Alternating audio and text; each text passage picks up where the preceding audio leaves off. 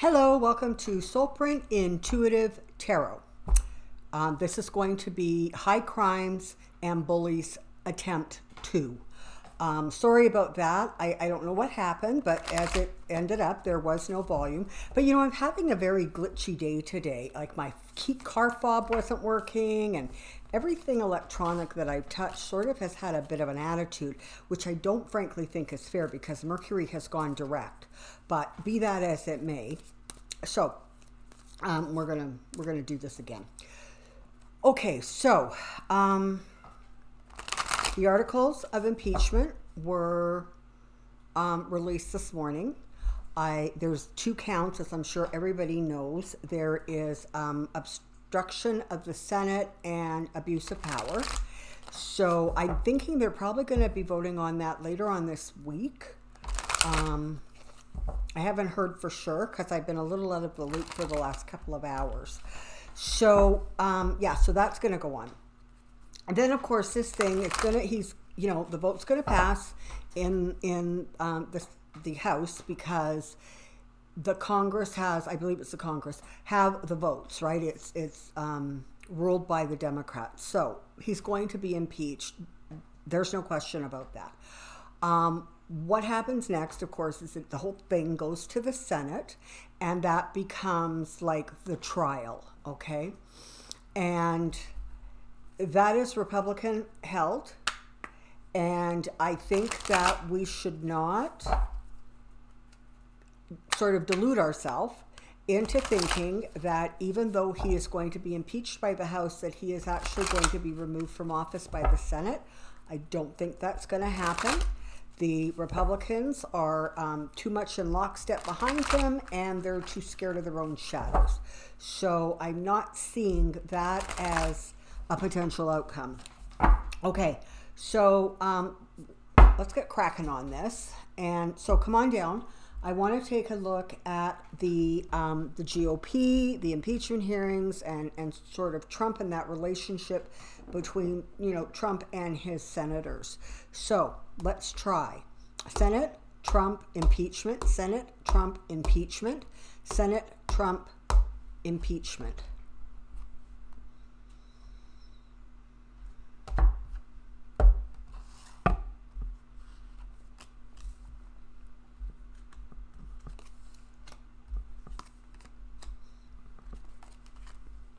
Okay, so this is the thing, right? You have the Senate who have sort of tied their coattails, if you will, to Trump.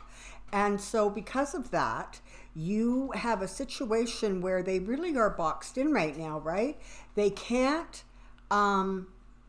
almost do what they want to do. They can't express their real feelings because they are in some way or another kind of being held like hostage, right? And whether that is as a result of a blackmail from other countries, whether that is a result of maybe things that Trump knows and is holding against people, or more likely it is simply that they cannot see their way where clear to actually vote their conscience because they're scared of Trump, okay? Now, yesterday during those hearings, it was interesting the number of people who, in my comment section said that they just can't watch it. These guys are so aggressive. They're so ridiculous. That really Christmas music would be better for the soul. I don't know who said that, but it made me chuckle, and it's probably true. So, and I have an advantage. My cable company actually allows me to pause my television for almost an hour and a half. And so then when I actually unpause it, I'm basically watching everything delayed, which is awesome because that allows me to fast forward through pretty much anything any GOP member says and Trump. And in case they're showing any strange little bits of Fox News, that gets fast forwarded past too. However, this is my point, is that when you do that, when you're able to kind of do that, and I'm sure the same thing would happen if you would just turn down your sound and muted it, you then become very, very aware of their facial expressions and their body language. And you really come to understand that they are absolutely caught between a rock and a hard place. They have to continue this sort of fantasy. And that's what they know it is. There are only, I would say, a handful of people who actually have so bought into this that they believe it will be a winning strategy. A lot more of them really, really recognize that this is a disaster. They're going to end up disappointed. They're going to end up not looking very good. But as long as that Republican base is holding, they don't see a way out. And of course, everybody has choices every single day, all the time.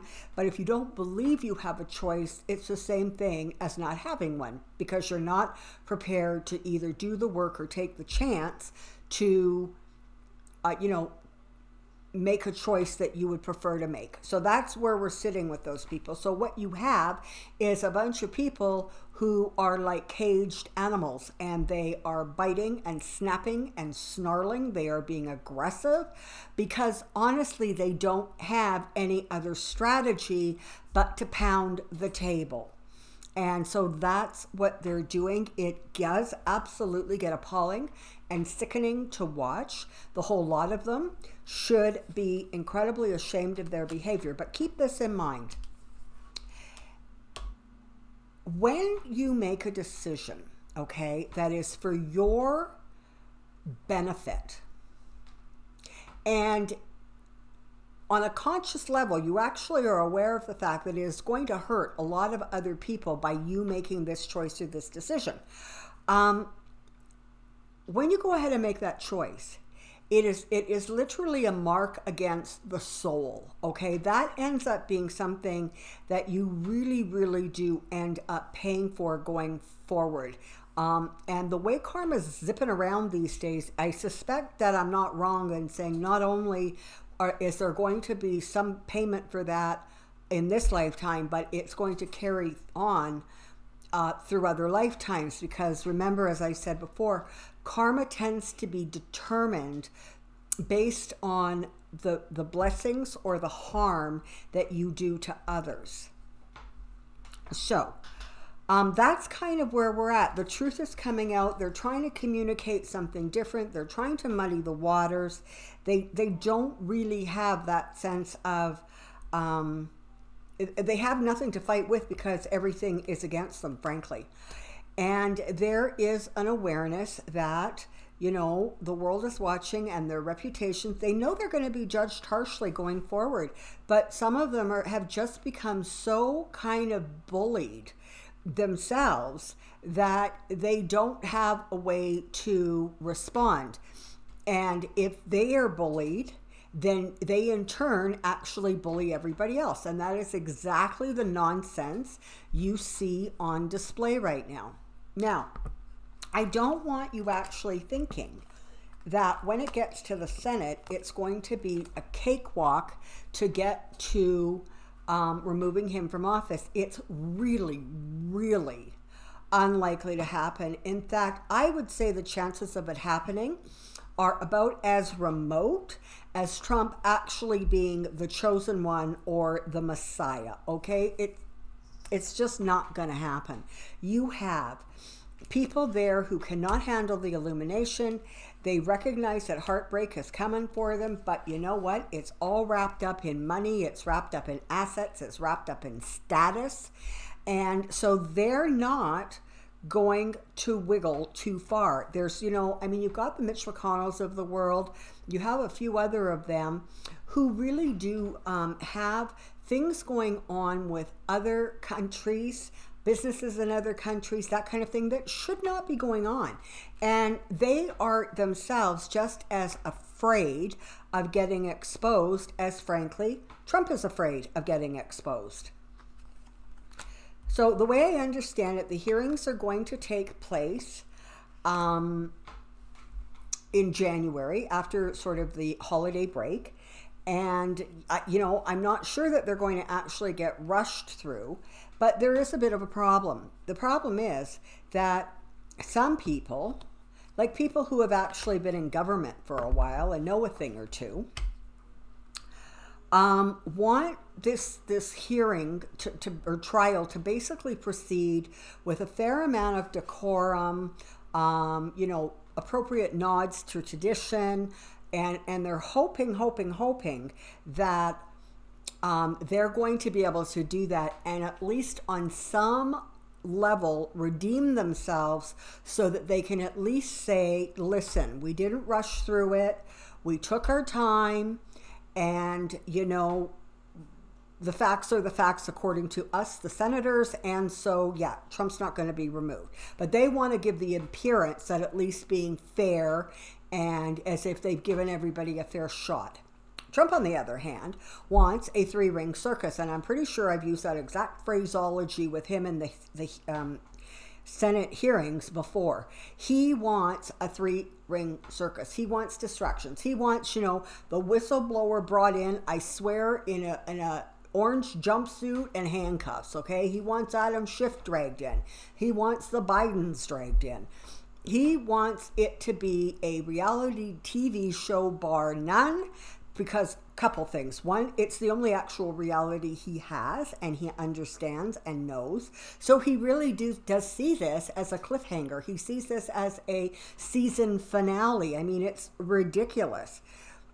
But also he thinks that that will then paint him as the victim. And somewhere in his twisted little head, he actually believes that that's going to serve his reelection well.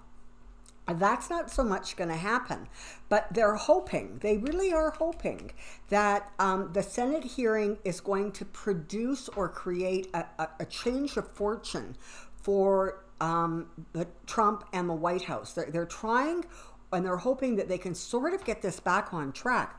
The problem is that Trump is so set in his way that he did nothing wrong, everything is perfect, that they really can't mount a significant defense. So the defense is going to be more of the same crap we've been listening to for several weeks, which is, oh, they didn't do this, and oh, this isn't fair, and my favorite, well, they got the money anyway, so what is the big deal? And of course, everybody should just get over this kind of nonsense. So they're going to continue with that because, again, they have nothing else. And they've got Trump pushing from the background saying, you know, don't you dare back me into a corner. Don't you dare set me up for failure. I have to be seen as, you know, the best thing since sliced bread. I didn't make any mistakes. And that's not going to fly. But you also have, as I say, those senators are not going to budge. Might there be one or two? Sure, probably. But any more than that, they need 20 to actually remove him from office. And I do not see that happening now. Having said that, I'm going to cut the deck again, because what I want you to remember is that I know I have several times. I don't know about other readers, but I have said that Trump is still going to end up leaving office before the term is over. And I've always said I wasn't really clear on it happening actually by removal from office. I do see him leaving office. And in fact, I even see some of the senators, including Moscow Mitch, sort of going to him and saying, okay, you know what? This what we just found out, this that was just released, that we don't know yet what that is, but it's something that's coming.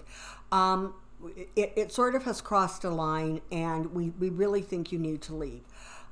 That's sort of more the scenario that I'm starting to energetically feel.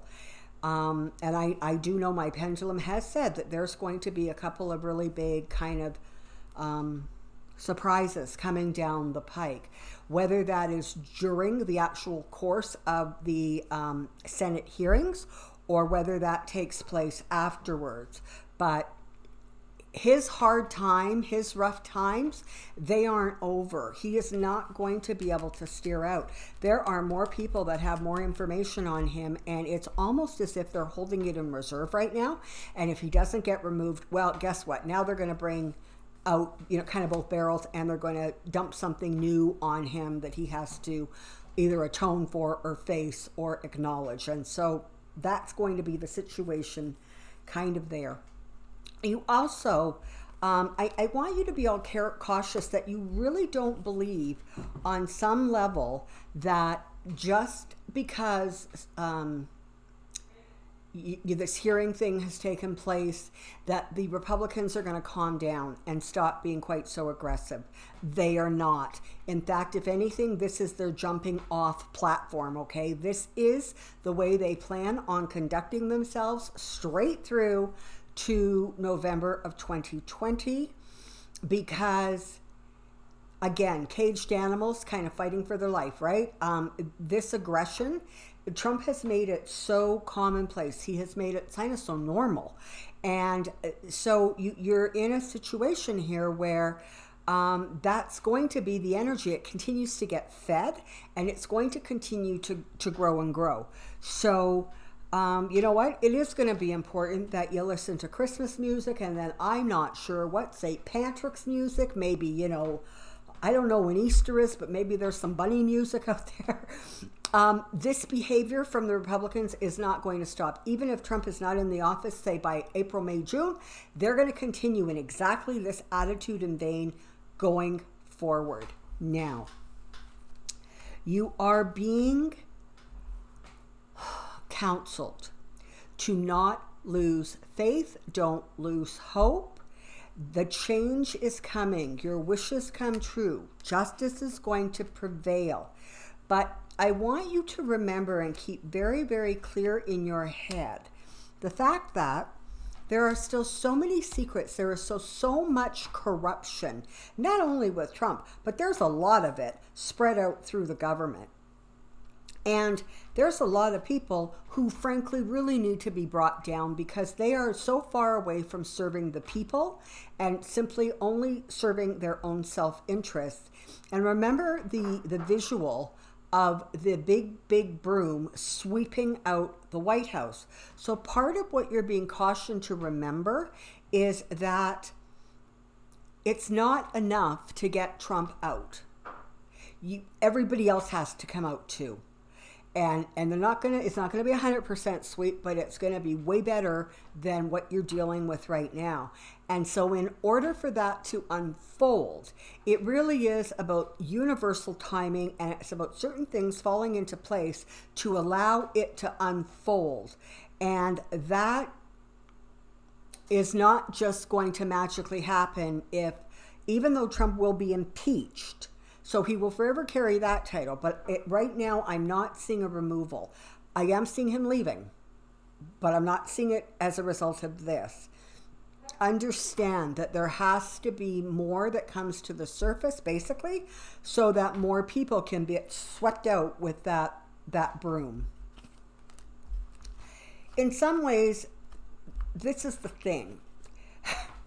Republicans don't feel like they have a choice, okay? They don't, and I think I just said it. If you don't feel like you have a choice, then you don't have a choice.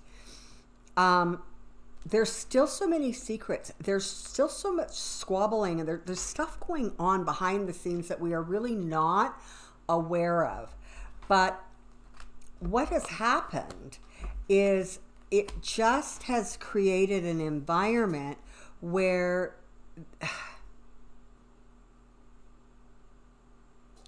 when you don't think that they can get any lower, when you don't think that they can get any more selfish, when you don't think they can get any more disrespectful, belligerent, angry, trust me, they're going to. And they are going to be working very, very, very hard to keep things quiet, to keep stuff that happened beforehand in the dark, because, you know, they all have histories, and some of this stuff they really, really don't want coming out. But the emotions of the people, okay, and the need and the desire for truth to prevail is going to create a situation where they are going to be able to kind of bring this situation under control and make change happen that is going to be healthier and safer for the people of the United States, okay? It's going, this little devil, however, and whoever you want to attach to that, and whatever, you know, attributes you want to apply, it's going to get taken down. You just need to understand that for right now, there's a lot of, there's just a lot of stuff going on behind the scenes, and people are analyzing things and they're trying to figure out stuff. And hang on, please. Sorry about that. Little Miss Ellie, who is one of our cats, decided that she should chomp on a Christmas ornament for the table. So she's busy chewing out things that she shouldn't be chewing. So I had to yell at her. Okay, where was I? Okay, so a lot of stuff going on behind the scenes that we're not really privy to yet, but trust me, there is a lot going on that we're not seeing, and there's a lot of calculations going on. There's a lot of sort of people trying to figure out how to totally not have their name destroyed going forward, but yet still sort of maintain some sort of a name in case they want to, continue with the Republican Party. So just kind of be patient. Understand, though, that it's going to be aggressive. It's going to be bumpy. And, people often say, trust the Democrats to bring a knife to a gunfight. And in some ways, again, it's a reflection of what Michelle Obama said about, when they go low, we go high. Part of the reason that the Democrats are sort of attracting the support that they are attracting is because, frankly, they're not acting like a bunch of buffoons. And so you don't want them sinking to the same ridiculous levels of the, Republicans, because then just everybody looks bad and that turns everybody off. So, hang in there, be patient, know that this is going to ultimately work. You're ultimately going to get what you want, which is sort of basically America returned to you. And this kind of corruption starts to get flushed right out of the White House. But it is going to take, a wee little bit of time. Don't lose hope. Don't become anxious. Just stay calm and know that at some point there is going to be security and there is going to be things to celebrate in your country. Again, it's not going to end when he leaves. There's other stuff that really, really does need to be addressed and looked at, and that is going to happen. Okay, now I just want to take a super duper fast look at William Barr, because the IG report came out yesterday and basically said, yeah, you know what, the FBI there was some stuff they didn't do great. However, they were not spying on Trump. They did not have, wiretaps. They did not send spies in. So everything that Trump accused the FBI of didn't happen. And their own people, and that Inspector General has said, yeah, you know what, it didn't happen. And of course, it took Barr absolutely no time whatsoever to waddle his little butt into a television station and complain and bitch about the, gross incompetence or gross injustices, or I don't even know what the phraseology is he's using. I have not heard it because, frankly, he is in the same category of let's just fast forward past the nonsense. But I do want to take a look at sort of just what is going on with him, because, again, they keep putting all of their hope in these magical reports. And because the IG released this thing on his own, Barr did not have the jump start that he had with the Mueller report. So, now basically he's doing the cleanup on aisle 5, except what he's trying to say, it says, it just doesn't say. So let's take a look at this. Barr current strategy. And this is just going to be a quick one. I just want a quick overview here.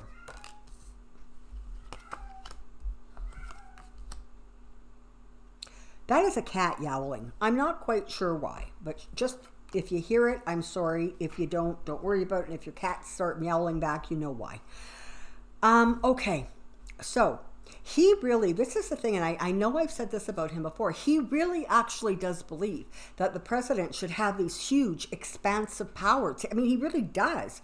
And so in some ways, he really doesn't see a whole lot wrong with the way he is trying to support Trump. And I notice it's very interesting that so far we have not seen Barr do anything to sort of slow down or redirect any of the investigations into Giuliani. And I suspect that's because there's work going on behind the scenes where they're literally trying to figure out how to absolutely make him the scapegoat for the entire thing. So Barr and Trump, there they are, you know, they're like lovers. They're like two peas in a pod. They are basically walking the same path. And all that's happening is what you're ending up with, unfortunately, is two sort of really high-strung people who are like really emotional and becoming overwrought. And so you have Trump acting kind of like a crazy person, and then you have Barr acting like the bully in chief. And so in some ways, the energy surrounding the two of them, when you look at them together, is incredibly, I want to use the word toxic, but it doesn't quite feel like that. It almost feels more like they egg each other on. They confirm to each other that what they're doing is correct and proper and should be done. And so there isn't a balance between the two, right? It's not like one is the voice of reason and one is crazy or hysterical. It's like they're both hysterical. And so there is no sort of calm center anymore. And again, we have the devil showing up, and we have the Four of Swords, which is talking about a retreat. And, you know, aside from the last few days where he's been out complaining about the IG report, he really has sort of taken a little bit of a back seat. He's gone a little quiet, and nothing he does is without a strategy or a purpose. So, you know, keep that in mind. Do I think he might be suffering some health problems? Sure, probably. But I don't actually think that they're significant enough that at this point he's going to end up leaving office as a result of them. As of right now, that's the energy. I get some ill health, but I don't necessarily get something that actually puts him right out of commission. But they're both working very hard to two things. One, they're working very hard to ensure that the truth does not come out. And that second, the truth that does come out is their version of the truth. Just theirs. That's the only one they kind of want to think about. So again, you really do have stuff going on behind the scenes that not exactly sure of, but there's definitely some strategy going on back there. Okay, they're not doing nothing, and I would go so far as to say that some of the other, you know, the Mulvaney's and the Mnuchins and the Pompeos, they are very, very busy behind their desks trying to get this situation moving in a direction that it is clearly not going to move in, or they're not able to get it to move that way, because that way is just absolute fallacy. Keep your seatbelts buckled, because I think there's going to be some more interesting fireworks this week. I think there's going to be some stuff coming out that we are not aware of right now, and you can continue to expect Trump being normal. You know, the usual over tweeting, screaming, yelling, defending. He literally takes stuff and twists it around because it's not what he wants to hear or believe in. So he just really does have that capacity to just turn it around so that it works for his benefit the way he wants it to work. Okay. So I think that's all. Oh, really fast. Some of my viewers had asked me to check out a video channel called I believe it's Metaphysical Cafe. God, I hope I have that right. I finally did actually have a chance to listen to a couple of her videos because, as you know, I don't listen to a lot of them because I don't want them influencing me. I liked her. You know, she's calm. She makes sense. She's not like all over the map. She had really good energy. And I think that her readings were like, you know, right on. They were accurate as far as I could tell. And so if you haven't checked it out, please do. And in closing, I just want to say thank you, thank you, thank you for all of your support. And I ask you to just keep it on coming.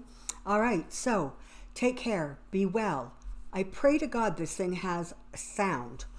I'll see you soon. Bye.